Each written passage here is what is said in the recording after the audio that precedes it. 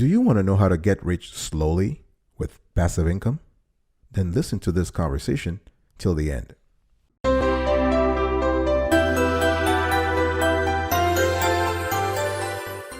Welcome back, folks, to another edition of the Awesome Sweetie Kiwi Show. How you doing today? I hope you are doing fantastic. Guess what? I'm doing marvelous. And if you are doing as great as I am, go grab a cup of coffee or tea or vodka and let's roll. Today, I want to have a conversation with you around passive income, how to get rich, but how to get rich slowly. Because everybody talks about, oh, you want to get rich fast. No. Today, we are going to talk about the proper way of getting rich is slowly, consistently, sustainably. What does it mean to get rich slowly? You have likely heard about any number of get rich quick schemes, right? And hopefully you acknowledge that you should avoid them. If you don't know that yet, I would say it again, avoid them. To get rich quick is not something that can be planned for and occurs very rarely. Instead, your focus should be on how to get rich slowly, sustainably, consistently. And what I mean by that is you want to take a slow, steady approach to invest over a longer period of time. I'm talking here 20 years, 30 years. There are a number of financial steps that you can take to get rich slow. And there are multiple blogs available that can help you to understand how to get rich more slowly. So one thing that I want to talk about here is that you're trying to put yourself in the mindset. You want to have the intellectual foundation that will help you gain invaluable advice that can help you reach your goal. And the goal is what? To understand, to navigate the maze of investments and finance. So there are several steps that you can take on your path to getting rich slower, including the following. For example, invest 15% of your income every paycheck beginning when you are 25. 15%. You want to avoid spending money on frivolous things. Learn about finance. Finance is not just something that is related to numbers. No, you want to learn about personal finance. How does it relate to you? Understand things. When people talk about budgeting, what does it mean? People talk about assets, liabilities. What does those mean? People talk about cash flows. You want to have an idea. You don't have to have a PhD in finance to understand those things. No, but you want to have a basic understanding that can help you improve your financial life on a daily basis. And the great thing here is that we have the internet nowadays. You have Google. I want you to ask Google, your friend, for any kind of advice you need. You can go on Facebook and go on YouTube to watch videos like the one you are listening to now or you're watching now, and those can help you. So you want to learn also about investments and history. You want to understand all the trends, everything that goes into investment. Again, the goal here is not to have a PhD level of understanding. The goal here is for you to understand the little that you need to improve your financial life. And you want to start saving as early as possible and work to become more self-disciplined. And one thing you also have to do is to recognize and avoid bad advice from well-meaning people, as well as those who are simply looking to make money for themselves. So this is what I mean by getting rich slowly. Now let's talk about learning about to get rich, learning about how to get rich. So if you look at statistics, it looks like as if a random person's chance of getting rich is very small. The percentage of Americans who are millionaires is slightly less than 1%, or 1 out of every 106 people. So the odds of becoming a billionaire are even smaller at 1 out of every 785,166 people. So if you look at them, you might be like, oh wow, I'm just pessimistic.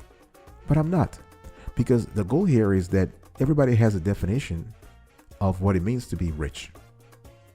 You might not end up becoming a billionaire, but it is possible for you to learn how to get rich by implementing a plan so that you can achieve financial independence. And that's the key word here. The key word is financial independence, not just, oh, I'm rich, I'm rich.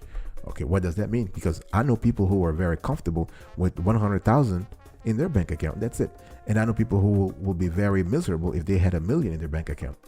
So it's all about what it means for you to be financially independent and to be happy as a person. So let me get now into the nitty gritty here. Financial plan best practices that you should have. In learning about how to get rich, you got to have a few things, and you need to know the financial plan best practices. So no matter what your age might be, it is possible for you to make some adjustments now so that you can work towards achieving financial independence. You got to begin by creating a financial plan that addresses how to build wealth. So inventory your assets and determine your net worth. So asset means whatever you own, and liabilities mean whatever you owe, your debts. So net worth equals total assets minus total liabilities. So to start, you want to complete an inventory of all your assets and analyze and track your net worth. The thing here is that your net worth, as I just said, it's basically the fair market value, the total fair market value, the TFMV of all your assets, and you subtract that from all your liabilities. To see where your money is going, you want to track your spending for a month. So you want to save every receipt, including small cash purchases. And at the end of the month, you want to categorize your spending. This can help you to create a budget and to see different areas that you can do without. You also want to be very aggressive on eliminating debts and spending less than you earn. So you need to eliminate debt and you need to spend less. So the next part of the financial planning process is to look at how to eliminate your debt. So if you use the information that you gained from tracking your spending in order to spend less than what you earn, you can commit the amount that you have saved to eliminating your debt. In other words, that pizza money that you always have, where you have a pizza delivered. If you just cut on that, that's maybe $10 a day or $10 a week. That's $40 a month. That $40, the extra $40 should go towards paying down your credit card, right? So what you're doing is that you want to start by paying off the debts with the smallest balance, or you can start with the debts.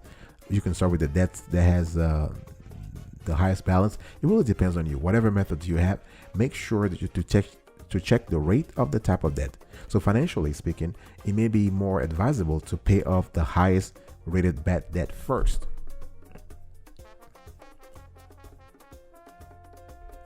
Another thing you want to think about is save up an emergency fund. An emergency fund is sometimes called a rainy day account, and it's very important. You want to have ample funding for emergencies. God forbid something happens to you, you might be screwed financially if you don't have any savings. We've seen people filing for bankruptcy in the United States just because they got sick. Think about that. So if you don't have the proper amount of emergency funding, you are one disease away of bankruptcy. That's kind of crazy, but this is the reality we're living in. So experts recommend that you have a minimum of 3 to 6 months of your income saved for emergencies. But those who are following me, they know that I say go from 9 to 12 months. 3 to 6 months is nothing. Something happens to you, you are screwed, you are toast. Honestly, 3 to 6 months, you end up in a hospital. You have to pay your rent or mortgage, and you want to have at least 1 year. That way you are safe. So it's very important. A study reported by the Chicago Tribune revealed that 38% of Americans have less than $1,000 in their savings account. Think about that, $1,000. So nearly 40%, nearly 4 Americans out of 10, they have less than $1,000 in their savings account. So more than half were found to have less than what they should have saved to plan for emergencies. So the Bureau of Labor Statistics reports that U.S. households on average spend $57,311 per year.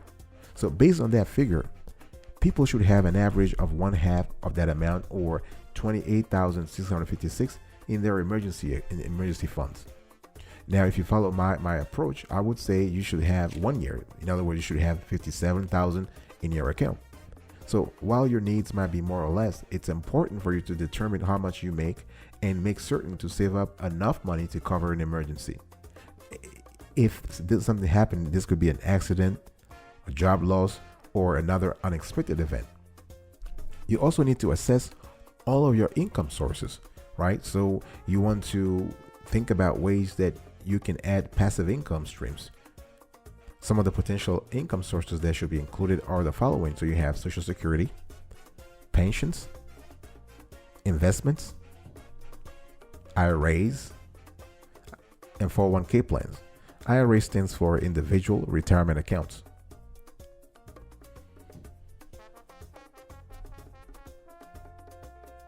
So if you're listing all your income sources, you are getting a better picture of how much you need to save for retirement so that you can maintain a comfortable lifestyle. That's the bottom line. You want to maintain a comfortable lifestyle in retirement. So you should make certain that you understand the tax implications of each income source on your retirement income. So you want to educate yourself, gain as much information as possible, and you want to make sure that you are a quasi expert on funds withdrawal. You want to know more about your income. You should also look into adding passive income sources such as owning rental properties or earning dividends. Ideally, you want to have more than one passive income streams. I would say you want to have 3, 4, or 5. That way, if one source dries up, and you bet it will, you will still have enough. You'll still have 4 or 3 other passive income sources to supplement your retirement income. Some passive income ideas might include buying properties for rental income, opening a mini storage facility, and choosing investments that pay dividends. We have actually covered this topic of passive income in an entire show, so you might want to double check that. So there are many passive income ideas. You can write blogs. You can actually even create online educational products such as webinars, such as ebooks, such as e-trainings, that kind of stuff. So you can research the internet for some additional sources of passive income so that you can plan to add them. You want to do a retirement budget and plan. So the next step when you're planning for how to get rich slowly is to complete a retirement budget and plan. This is pretty good, folks, especially if you are young. It's fantastic because it can give you a rough idea of your future needs. So you want to establish your financial goals for retirement, and you want to find out your needs. You got to consider whether you might need long-term care in the future and plan for how long you will pay for it and how you can pay for it. So, and the best way to do this, guess what? Budgeting. You need to create a budget, and you need to track and monitor all of your expenses as previously discussed. So an additional tool you can use is the United States government has something called the Social Security Administration Retirement Estimator. So it's the U.S. government SSA retirement estimator. So you go to www.ssa.gov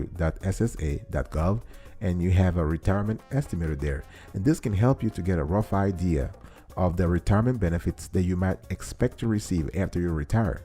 So make sure, folks, and I really want to emphasize that, make sure that you prepare for the unexpected. This life can be crazy sometimes.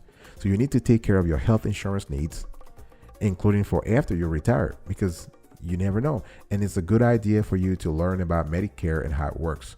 You also need to educate yourself about long-term care and different ways that you can pay for it, such as long-term care insurance, veterans benefits, and other options that might be available to you. I'll be right back, but after this, don't go anywhere. Welcome back, folks, to another section of the awesome Sweetie Kiwi Show. I hope you are still with us here. And if you love the content's clarity and quality so far, please consider subscribing to our channel and turn on the notification bell so you can be informed in real time whenever we drop a new show. And we drop this kind of shows every single day. Rain or shine, rain or shine, air or shine. Like this content, share, and most importantly, comment. Ask questions, we will get back to you. We are always responsive.